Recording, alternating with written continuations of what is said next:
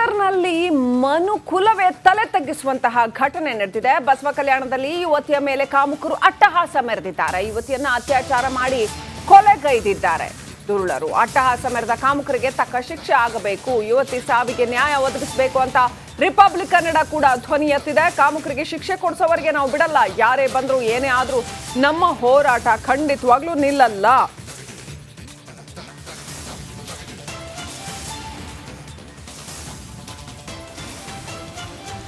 ಯುವತಿ ಸಾವಿಗೆ ನ್ಯಾಯ ಒದಗಿಸೋದಕ್ಕೆ ರಿಪಬ್ಲಿಕ್ ಕನ್ನಡ ಧ್ವನಿ ಎತ್ತಿದೆ.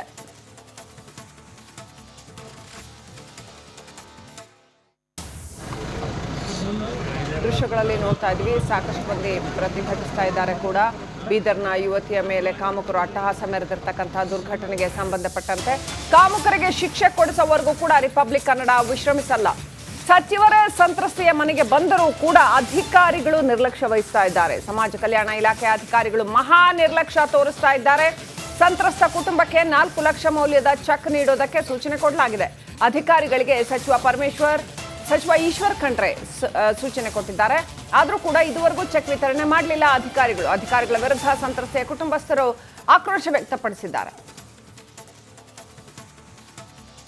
ಇಂಥ ಒಂದು ಭೀಕರ ಘಟನೆ ನಡೆದಿದೆ. ಅಂತದ್ರಲ್ಲಿ ಈಶ್ವರ್ ಖಂಡ್ರೆ ಬಂದು ನೋಡಿ ಅಲ್ಲೆಲ್ಲ ಕೂತ್ಕೊಂಡು ಪೋಸ್ ಕೊಟ್ಬಿಟ್ರು. ಆದ್ರೆ ಆ ದುಡ್ಡು ಇನ್ನೂ ತಲುಪಿಲ್ಲ ಆ ಕುಟುಂಬಕ್ಕೆ. ಮಿನಿಸ್ಟ್ರೇ ಆರ್ಡರ್ ಮಾಡಿದ್ರು ಕೂಡ ಅಧಿಕಾರಿಗಳು ಪರಮ ನಿರ್ಲಕ್ಷ್ಯ ವಹಿಸ್ತಾ ಇದ್ದಾರೆ. ಸಮಾಜ ಕಲ್ಯಾಣ ಇಲಾಖೆ ಅಧಿಕಾರಿಗಳು ಸಂತ್ರಸ್ತ ಕುಟುಂಬಕ್ಕೆ 4 ಲಕ್ಷ ಮೌಲ್ಯದ ಚೆಕ್ ಕೊಡಿ ಅಂತ ಹೇಳಿ ಆಗಿದೆ. ಆದ್ರೂ ಕೂಡ ದುಡ್ಡು ಆ ಕುಟುಂಬಕ್ಕೆ ತಲುಪಿಲ್ಲ.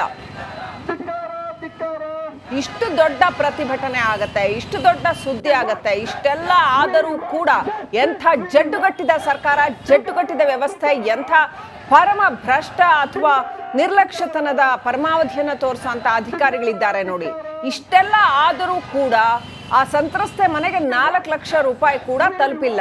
ಅಷ್ಟರ ಮಟ್ಟಿಗೆ ನಾಚಿಕೆಗೆಟ್ಟ ಅಧಿಕಾರಿಗಳು.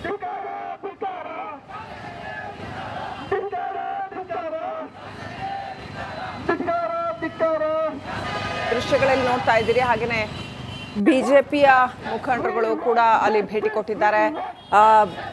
ಸಚಿವ ಈಶ್ವರ್ ಖಂಡ್ರೆನೂ ಕೂಡ ಬಂದಿದ್ರು. ಆದ್ರೆ ಪ್ರಶ್ನೆ ಇರ್ತಕ್ಕಂಥದ್ದು, ಇದು ಫಲ ಕೊಡುತ್ತಾ? ಪೋಸ್ ಕೊಡ್ತೀರಿ, ಆದ್ರೆ ಫಲ ಕೊಡುತ್ತಾ?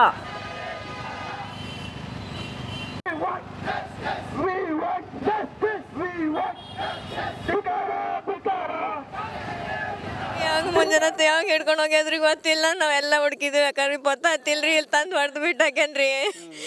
ಇದನ್ನ ಸರಿ ಹುಡ್ಕೊಂಡ ಗೊತ್ತಾಯ್ತ್ರಿ. ನನ್ನ ಮಗಳಿಗೆ ಹೆಂಗ್ ಮಾಡ್ರಿ ಹಂಗೆ ಕಠಿಣ ಶಿಕ್ಷೆ ಕೊಡ್ರಿ, ಅವನಿಗೆ ಬಿಡಬೇಡ್ರಿ. ಇಲ್ಲೇ ಕೊಲೆ ಮಾಡ್ರಿ ತಂದು ಅವನಿಗೆ ಬಿ ಬಿಡಬೇಡ್ರಿ, ಆ ಪಾಪಿಗಳಿಗೆ ಬಿಡಬೇಡ್ರಿ, ಅಂತ ಪಾಪಿಗೆ ಬಿಡಬೇಡ್ರಿ. ನನ್ನ ಮಗಳು ಅಂತಕಿ ಇದ್ದಿಲ್ರಿ, ಅವ ಹೆಂಗ್ ಮಾಡ್ಯಾನ ಅದು ಗೊತ್ತಿಲ್ಲ. ಅವನಿಗೆ ಬಿಡಬೇಡ್ರಿ, ಎಲ್ಲರ ಸಮಸ್ಯೆ ಹೇಳಿ ನೋಡ್ತಾರ್ರಿ. ಅವ್ನಿಗೆ ಕಠಿಣ ಶಿಕ್ಷೆ ಯಾರು ಬಿ ಕೊಡಲ್ಲ ಹೊಂಟ್ರ, ಅವನಿಗೆ ಬಿಡಬೇಡ್ರಿ, ನ್ಯಾಯ ಕೊಡ್ರಿ ನಮ್ಗೆಲ್ಲ. ನಾವೆಲ್ಲ ಸುತ್ತಮುತ್ತ ಎಲ್ಲ ಈ ಕಡ್ದಾರಿ ಎಲ್ಲ ಹುಡ್ಕೋತ ಬಂದೇವ್ರಿ. ಇಲ್ಲಿ ಕೂರಿ ಕಾಯ ಪರ್ಗಳು ಬಂದು ನೋಡೋಣ ಹೇಳಿದ್ರಿ.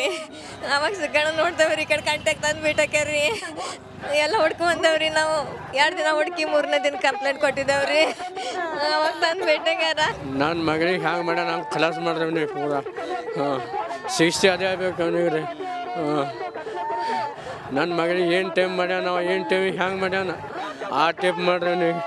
ಭಾಳ ನಾವು ಅಂತೀವಿ ಸರ್, ನಮ್ಮ ಮಗಳಿಗೆ ಏನು ಥರ ಮಾಡ್ಯಾನ ಆ ಥರ ಅವನಿಗೆ ಶಿಕ್ಷೆ ಕೊಡಬೇಕು ಸರ್.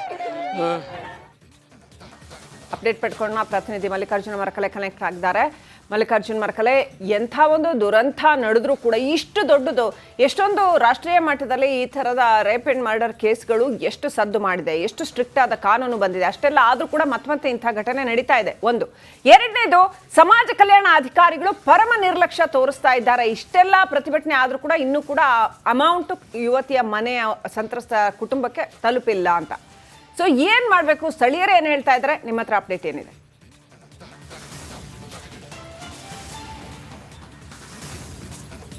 ಹೌದು ಶ್ರೀಲಕ್ಷ್ಮಿ, ಇದು ಒಂದು ಅಮಾನವೀಯ ಘಟನೆ ಅಂತ ಹೇಳ್ಬೋದು. ಟೋಟಲಿ ಶರಣರು ಬಾಳಿ ಬದುಕಿದ ನಾಡಿನಲ್ಲಿ ನಡೆದಂಥ ಘಟನೆ ಅಂತ ಹೇಳ್ಬೋದು. ಬಸವ ಕಲ್ಯಾಣ ತಾಲೂಕಿನ ಗುರ್ತಿತ್ ವಾಡಿ ಗ್ರಾಮದಲ್ಲಿ ನಡೆದಂಥ ಘಟನೆ ಅಂತ ಹೇಳ್ಬೋದು. ಏನು 18 ವರ್ಷದ ಭಾಗ್ಯಶ್ರೀ ಎಂಬ ಬಾಲಕಿಯನ್ನು ನಸುಕಿನ ಜಾವದಲ್ಲಿ ಎತ್ಕೊಂಡು ಇದು ಅತ್ಯಾಚಾರವೆಸಗಿ ಬರ್ಬರವಾಗಿ ಕೊಲೆ ಮಾಡಿ ಗ್ರಾಮದ ಹೊರವಲಯದ ಸ್ಕೂಲ್ ಪಕ್ಕದ ಒಂದು ಮುಳ್ಳಿನ ಜಾಡಿಯಲ್ಲಿ ಬೀಸಾಡ್ತಾರೆ. ಈ ಒಂದು ಘಟನೆಯಿಂದ ಇಡೀ ಶರಣರ ನಾಡು ಹೊತ್ತುರ್ಲತ್ತ ಅಂತ ಹೇಳ್ಬೋದು. ಸಾಕಷ್ಟು ಒಂದು ಆಕ್ರೋಶ ಪ್ರತಿಭಟನೆ ಜನರಲ್ ಕೂಡ ಮನಿ ಮಾಡ್ಯದ ಅಂತ ಹೇಳ್ಬೋದು.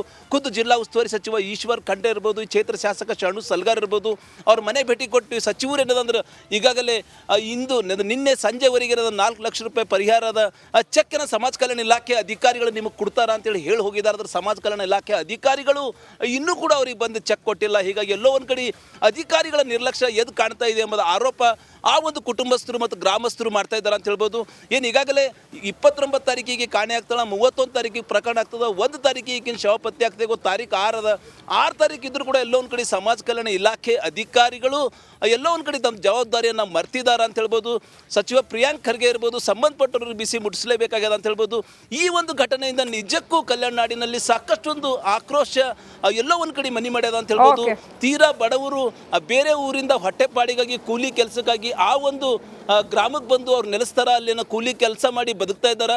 ಅಂಥ ಒಂದು ಬಡ ಕೂಲಿ ಕಾರ್ಮಿಕನ ಮಗಳ ಮೇಲೆ ಏನದಂದ್ರೆ ಈ ರೀತಿಯಿಂದ ಏನೊಂದು ಕೌರ್ಯ ಇಂಥ ಒಂದು ಘಟನೆ ಆಗಿದೆ. ಈ ಘಟನೆಯಿಂದ ನಿಜಕ್ಕೂ ಆ ಒಂದು ಕುಟುಂಬಸ್ಥರು ರಿಪಬ್ಲಿಕ್ ಕ್ಯಾಮ್ರಾ ಮುಂದೆ ಕಣ್ಣೀರು ಹಾಕ್ತಾ ಇದ್ರು. ಆ ಒಂದು ನೊಂದ ಕುಟುಂಬಕ್ಕೆ ರಾಜ್ಯದ ಏಕೈಕ ಸುದ್ದಿವಾಹಿನಿ ರಿಪಬ್ಲಿಕ್ ಕನ್ನಡ ಅವ್ರ ಧ್ವನಿ ನಾವು ಆಗಿದ್ದೀವಿ ಅಂತ ಹೇಳ್ಬೋದು. ಇವತ್ತು ಬೆಳಿಗ್ಗೆಯಿಂದಲೇ ಆ ಒಂದು ನೊಂದ ಕುಟುಂಬಸ್ಥರ ನೋವೇನು, ರಾಜ್ಯದ ಮುಖ್ಯಮಂತ್ರಿ, ಗೃಹ ಸಚಿವರು, ಸಮಾಜ ಕಲ್ಯಾಣ ಇಲಾಖೆ ಸಚಿವರು ಏನಂದ್ರೆ ಆ ಒಂದು ಮನೆಗೆ ಬರಬೇಕು ಅಂಥೇಳಿ ಸಾಕಷ್ಟು ಜನ ಸಮಾಜದವರು ಮುಖಂಡರು ಆರೋಪ ಒತ್ತಾಯಿಸ್ತಾ ಇದ್ದಾರೆ ಅಂತ ಹೇಳ್ಬೋದು. ಹೀಗಾಗಿ ಸರ್ಕಾರ ಏನಂದ್ರೆ ಬಂದು ನಮಗೆ ನ್ಯಾಯ ಕೊಡಬೇಕು, ಈ ಒಂದು ಕುಟುಂಬಸ್ಥರ ಕೈ ಹಿಡಿಯಂಥ ಕೆಲಸ ಆಗಲೇಬೇಕನ್ನೋದು ಒತ್ತಾಯ ಇವತ್ತು ಸಾಕಷ್ಟು ದೊಡ್ಡ ಪ್ರಮಾಣದಲ್ಲಿ ಈ ಭಾಗದಲ್ಲಿ ಕೇಳಿ ಹೊಂಟದ ಅಂತ ಹೇಳ್ಬೋದು. ಹೀಗಾಗಿ ಶರಣರ ಬಾಳಿ ಬದುಕಿನ ನಾಡಿನಲ್ಲಿ ನಡೆದಂಥ ಘಟನೆಗೆ ನಿಜಕ್ಕೆ ಎಲ್ಲೋ ಒಂದು ಕಡೆ ಇಡೀ ನಾಗರಿಕ ಸಮಾಜ ತಲೆ ತಗ್ಗಿಸುವಂಥ ಘಟನೆ ಆಗ್ಯದ. ಅದರ ಅಧಿಕಾರಿಗಳು ಮಾತ್ರ ಎಲ್ಲೋ ಒಂದು ಕಡೆ ಇನ್ನೂ ಎಚ್ಚೆತ್ತುಕೊಂಡಿಲ್ಲ ಅಂತ ಹೇಳ್ಬೋದು. ಪೊಲೀಸ್ ಇಲಾಖೆ ಮಾತ್ರ ಅಲರ್ಟ್ ಆಗಿ ಏನು ಸಂಬಂಧಪಟ್ಟಂಥ ಆರೋಪಿಗಳಿಗೆ ಅರೆಸ್ಟ್ ಮಾಡಿದ್ದಾರೆ. ಆದರೆ ಇತರ ಇಲಾಖೆಯವರು ಎಲ್ಲಿದ್ದಾರೆ ಎಂಬ ಪ್ರಶ್ನೆ ಆ ಒಂದು ಗ್ರಾಮಸ್ಥರು ಕೇಳ್ತಾ ಇದ್ದಾರೆ. ಶ್ರೀಲಕ್ಷ್ಮಿ ರೈಟ್. ಮಲ್ಲಿಕಾರ್ಜುನ್, ಈಗ ಪ್ರಶ್ನೆ ಇರ್ತಕ್ಕಂಥದ್ದು ಅವರ ಕುಟುಂಬಸ್ಥರು ಪಾಪ ಅಳಲು ತೋಡ್ಕೊಳ್ತಾ ಇದ್ದಾರೆ, ಆಕ್ರಂದನ ಅಲ್ಲಿದ್ದಾರೆ, ಬಹಳ ಶೋಕದಲ್ಲಿದ್ದಾರೆ ಅವರು. ಆದರೆ ಸಮಾಜ ಕಲ್ಯಾಣ ಇಲಾಖೆಯನ್ನ ಬಡಿದೆಚ್ಚರಿಸುವ ಕೆಲಸವನ್ನ ಯಾರಾದರೂ ಮಾಡ್ತಾ ಇದ್ದಾರಾ? ಈಶ್ವರ್ ಖಂಡ್ರೆ ಅವರು ಬಂದರು, ಕೂತರು, ಪೋಸ್ ಕೊಟ್ಟರು, ಅವರು ಚೆಕ್ 4 ಲಕ್ಷದ ಹೇಳಿದ್ರು, ಹೋದರು. ಈಗ ಅದು ಅವ್ರ ಕುಟುಂಬಕ್ಕೆ ತಲುಪೋ ಹಾಗೆ ಮಾಡುವಂಥದ್ದು. ಅಂದರೆ ಸುಮ್ಮನೆ ಪ್ರತಿಭಟನೆ ಮಾಡೋದ್ರಿಂದ, ಪ್ರತಿಭಟನೆ ಮಾಡ್ತಾರೆ ಸರಿ, ಆದರೆ ಪ್ರತಿಭಟನೆ ಮಾಡೋದ್ರಿಂದ, ಘೋಷಣೆ ಕೂಗೋದ್ರಿಂದ ಆ ಕಳ್ಕೊಂಡ ಅವರ ಮಗಳು ವಾಪಸ್ ಬರೋದಿಲ್ಲ ಅಲ್ವಾ? ಅದಕ್ಕೆ ಏನಾದರೂ ಮಾಡಬೇಕಲ್ವಾ? ಕನಿಷ್ಠ ಪಕ್ಷ ಮಾನವೀಯತೆಯ ನೆಲೆಗಟ್ಟಿನಲ್ಲಾದ್ರೂ ಆ ಕುಟುಂಬಕ್ಕೆ ಏನಾದರೂ ಸಹಾಯ ಮಾಡಬೇಕು. ಜನರು ಬಂದು ಮಾತಾಡ್ಸ್ಕೊಂಡು ಹೋಗ್ತಾರೆ, ಅಷ್ಟು ಸಾಕಾಗೋದಿಲ್ಲ. ಸೊ ಸರ್ಕಾರ ಏನು ಮಾಡುತ್ತೆ? ಹೊಣೆಗಾರಿಕೆಯನ್ನು ಹೊರುತ್ತಾ, ಕಾನೂನು ಸುವ್ಯವಸ್ಥೆಯನ್ನು ಇನ್ನಷ್ಟು ಬಲಗೊಳಿಸುತ್ತಾ ಆ ಭಾಗದಲ್ಲಿ, ಜೊತೆಗೆ ಆ ಕುಟುಂಬಕ್ಕೆ ನೆರವಾಗೋ ಕೆಲಸನ ಮಾಡ್ತಾರಾ? ಅವ್ರನ್ನ ಬಡಿದೆಚ್ಚರಿಸೋ ಕೆಲಸ ಯಾರಾದರೂ ಮಾಡ್ತಿದ್ದಾರಾ? ಮಲ್ಲಿಕಾರ್ಜುನ್.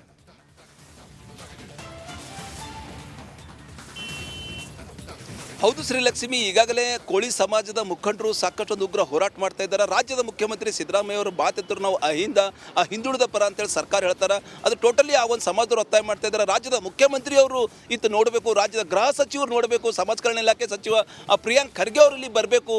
ಯಾಕಂದ್ರೆ ಈ ಒಂದು ಕುಟುಂಬಕ್ಕೆ ಟೋಟಲಿ ಯಾವುದೇ ಒಂದು ಕೃಷಿ ಭೂಮಿ ಇಲ್ಲ, ಒಂದು ಮನೆ ಇಲ್ಲ, ತಗಡು ಶೆಡ್ ಇದೆ, ಇದ್ದಂಥ ಮಗಳಿಗೆ ಕಳ್ಕೊಂಡವ್ರು ಕಣ್ಣೀರು ಹಾಕ್ತಾ ಇದ್ದಾರೆ. ಈ ಒಂದು ಕುಟುಂಬಕ್ಕೆ ಏನಾದರೂ ಪರಿಹಾರ ಕೊಡಬೇಕು. ಮತ್ತು ಅದೇ ರೀತಿ ಟೋಟಲಿ ಇಂಥ ಘಟನೆ ಕಲ್ಯಾಣ ನಾಡಿನಲ್ಲಿ ನಡಲಾರ್ದಂಥ ಕಠಿಣ ಕಾನೂನು, ಕಠಿಣ ಯಾವುದೇ ಒಂದು ಕಾಯ್ದೆ ತಂದು ಏನಂದ್ರೆ ಅವರನ್ನು ಇಂಥ ಒಂದು ಕಾಮುಕರನ್ನು, ಪಾಪಿಗಳನ್ನು, ಸಮಾಜಘಾತಕರನ್ನು ಟೋಟಲಿ ಏನಂದ್ರೆ ಒಂದು ಎಚ್ಚರಿಸುವಂಥ ಕೆಲಸ ಆಗಲೇಬೇಕು ಮತ್ತು ಕೂಗು ಕೇಳಿದ್ರೆ ಹೊಂಟದ ನೆರೆ ತೆಲಂಗಾಣದಲ್ಲಿ ಯಾವ ರೀತಿ 2019ರಲ್ಲಿ ಪ್ರಿಯಾಂಕಾ ರೆಡ್ಡಿ ಅಂತೇಳಿ ಪಶು ವೈದ್ಯರಿದ್ದರು, ಅವ್ರ ಮೇಲೆ ಅತ್ಯಾಚಾರ ಮಾಡಿ ಬೆಂಕಿ ಹಚ್ಚಿದ್ರು ಪಾಪಿಗಳು, ಅವ್ರಿಗೆ ಯಾವ ರೀತಿ ಎನ್ಕೌಂಟರ್ ಮಾಡಿದ್ರು ಪೊಲೀಸರು, ಅದೇ ರೀತಿ ಇವ್ರಿಗೆ ಕೂಡ ಎನ್ಕೌಂಟರ್ ಮಾಡಬೇಕು, ಗಲ್ಲಿಗೆ ಏರಿಸಲೇಬೇಕು.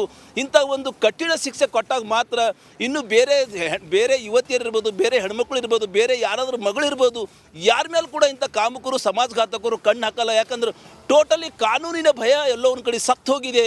ಹೀಗಾಗಿ ಇಂಥ ಘಟನೆಗಳು ಮೇಲಿನ ಮೇಲೆ ಆಗ್ತಾ ಇವೆ ಎಂಬುದು ಕೂಗು, ಆರೋಪ, ನೋವು ಈ ಭಾಗದ ಜನ ಹೇಳ್ತಾ ಇದ್ದಾರೆ ಅಂತ ಹೇಳ್ಬೋದು. Thank you Mallikarjun Marakala ಡೀಟೇಲ್ಸ್ಗಾಗಿ.